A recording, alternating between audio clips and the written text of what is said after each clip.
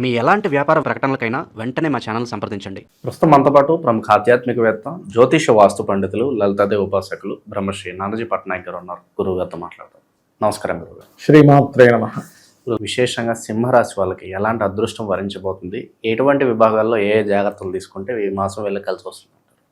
తప్పకుండా అండి. First of all మే నెలలో మొదటి నుంచే కూడా మనకి రవి ఉచ్చస్థితిలో ఉంటాడు చెప్పాలంటే.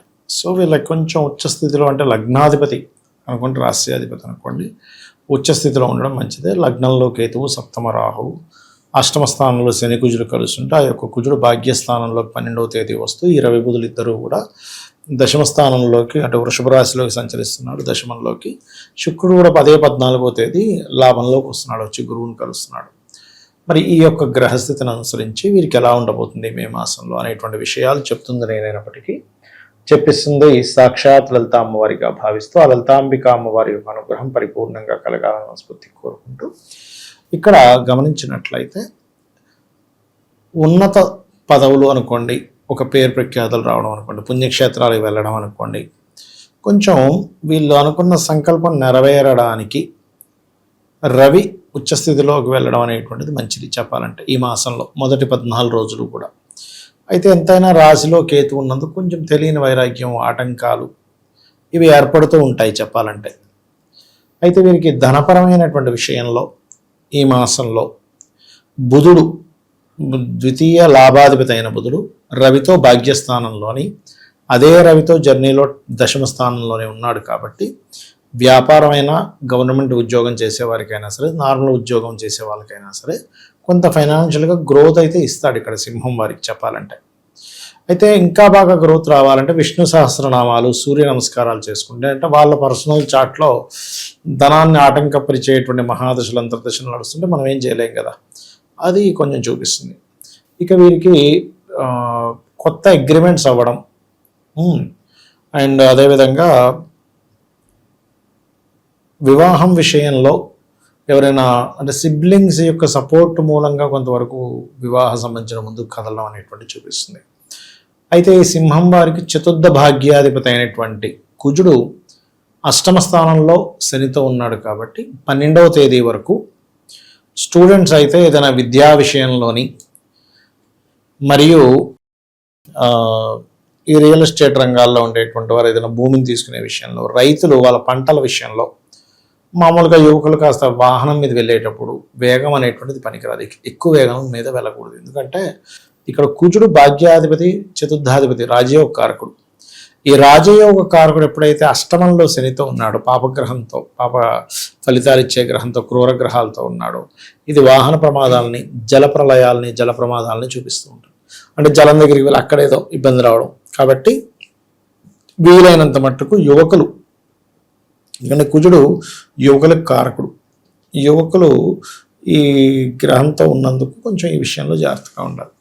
అలాగే మరొక విషయం ఏంటంటే విద్యార్థులకి మంచి ఇది చెప్పుకోవాలి సెకండ్ హాఫ్ అంతా కూడా, అంటే 3-4 వారాలు. మరియు అదేవిధంగా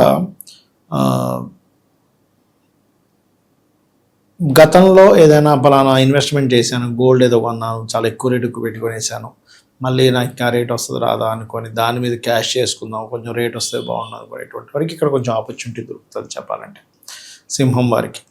విదేశీ సంబంధాలు కుదరడము, విదేశాల్లో ఉండేటువంటి వారు వీళ్ళు చేసేటువంటి బిజినెస్కి కొంతవరకు ఫండింగ్ చేయడము, ఇటువంటివి బలంగా చూపిస్తున్నాయి. శనివారము, మంగళవారం ప్రత్యేకంగా వాహనం మీద వెళ్ళేటప్పుడు స్పీడ్గా వెళ్ళొద్దని చెప్పండి. అలాగే మరొక విషయం ఏంటంటే తాతగారి ఆస్తి విషయంలో తొందరపాటు నిర్ణయాలు 12వ తేదీ వరకు పనికిరావు చెప్పాలంటే. లాంగ్ జర్నీస్, దూర ప్రాంతాలకు వెళ్ళడం వల్ల, కొంత రాజకీయ నాయకుల వల్ల, కొన్ని ఆలోచనలు వల్ల వీళ్ళకి కొన్ని లాభాలు ఉన్నాయని చెప్పుకోవచ్చు చెప్పాలంటే. అండ్ అలాగే ఇంకొక విషయం ఏంటంటే ఉద్యోగం కోసం ప్రయత్నం చేసేటువంటి వారికి మే 14వ తేదీ తర్వాత నుంచి ఇంకా అనుకూలంగా ఉంది. ఎందుకంటే లగ్నాధిపతి వెళ్ళి దశమంలో కూర్చుంటాడు కదా, అనుకూలంగా ఉంటుంది 14వ తేదీ నుంచి. ఎందుకంటే ఇక్కడ రవి దశమంలోకి వస్తాడు, గురువు మన కుజుడు కూడా శనిని వదిలి కొంచెం తన ఓన్ హౌస్లోకి వస్తాడు. దీనివల్ల ఏంటంటే కొంచెం వీళ్ళకి గవర్నమెంట్ సెక్టార్స్లో ఉండేటువంటి ఉద్యోగాలు కానీ, లేకపోతే ఈ మెడికల్ రిలేటెడ్ సంబంధించినటువంటివి ఇటువంటివి చాలా అనుకూలంగా ఉంటాయి చెప్పాలంటే. వివాహ ప్రయత్నం చేసే వాళ్ళకి ఎలా ఉంటుంది? వివాహం చెప్పాను కదా ఇందాక, వీళ్ళకి ఏంటంటే 12వ తేదీ తర్వాతే కొంత అనుకూలత ఉంది వివాహం ప్రయత్నాల్లో. రెండవది ఏంటంటే విదేశీ సంబంధాలండి. విదేశీ సంబంధాలు సాఫ్ట్వేర్ రంగాల్లో ఉండేటువంటి వారితోని, లేకపోతే టెక్నీషియన్స్, లేనట్లయితే మనకి చూడండి మనకి ఎక్స్రేలు డయాగ్నోటిక్ సెంటర్స్ ఉంటాయి కదా, ఇట్లాంటి వాటిల్లో చేసేటువంటి వారితో కొంచెం తొందరగా కుదిరే ఛాన్సెస్ ఉంది వీరికి. ఎప్పటి నుంచో పోలీస్ స్టేషన్లు కోర్టులు చుట్టూ తిరిగి అలసిపోయిన వాళ్ళకి ఏదైనా గుడ్ న్యూస్ ఉంటుందంటారా? ఇప్పుడు పోలీసులు కారకుడు కుజుడు, ఆయన బయటికి రావాలి అంటే అట్లాగా 9th హౌస్లోకి వస్తే కొంత రిలీఫ్ వస్తుంది. 12వ తేదీ తర్వాత నుంచి కొంత గుడ్ న్యూస్ ఉందని చెప్పొచ్చు మనం చెప్పాలంటే. అలాగే కొంచెం సంతానం పొందుదామని ఎప్పటి నుంచో ప్రయత్నం చేసేటువంటి వారికి కూడా ఇప్పుడు కొంచెం 14వ తేదీ తర్వాతే కొంచెం, ఎందుకంటే గురువు సంతాన కారకుడు, దానికి ఒక శుభగ్రహం వచ్చినప్పుడు ఏమవుతుందంటే కొంచెం వాళ్ళ గతంలో ఏదైనా ఇబ్బందులు ఉన్నా మెడికల్ పరంగా తీసుకునే ట్రీట్మెంట్స్కి ఇక్కడ కొంతవరకు వీళ్ళకి రిలీఫ్ అనేటువంటిది లభిస్తుంది. ఎవరికి దూరంగా ఉంటే మంచిది? ఏమన్నా సలహా ఉందా గురుగారు? అంటే ఎక్కువ నష్టం ఎక్కడ జరుగుతుంది? అంటే త్వరగా అందరినీ నమ్మేస్తూ మోసపోతున్నారా, డబ్బు పరంగా మోసపోతున్నారా? మోసం అనేది ఎక్కడ జరుగుతుంది?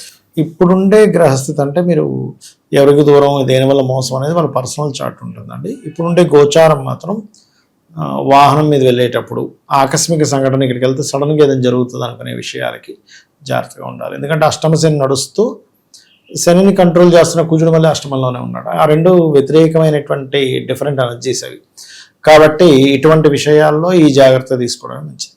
సమాజంలో పేరు ప్రఖ్యాత పరిస్థితి ఏంటంటారు? ఏమన్నా భంగం వాటిల్లో అవకాశం ఉందా? భంగం ఏమీ లేదులేండి, కానీ కొంచెం పేరు ప్రఖ్యాతలు వస్తాయి. ఎందుకంటే సన్ ఎగ్జాల్టెడ్ ఉన్నాడు కదా, కాబట్టి వస్తాయి. అది కాక తర్వాత రవి దశమ స్థానంలోకి వస్తాడు. కాకపోతే ఏంటంటే అన్నిటిని పట్టించుకోకూడదు, ఎందుకంటే కేతు లగ్నంలో ఉన్నాడు కదా, చాలా ఫ్రీగా అంటే చాలా ఈజీగా తీసుకొని వదిలేస్తుంటారు. అప్పుడే వీళ్ళకి లైఫ్ బాగుంటుంది. కేతు రాశిలో ఉన్నప్పుడు అన్నీ పట్టించుకుంటూ ఉంటే అది కనెక్ట్ అవ్వదు, ఇబ్బందిస్తూ ఉంటుంది ఎక్కువగా. ఇక విశేషంగా ఎలాంటి పరిహారాలు చేస్తే బాగుంటుందా?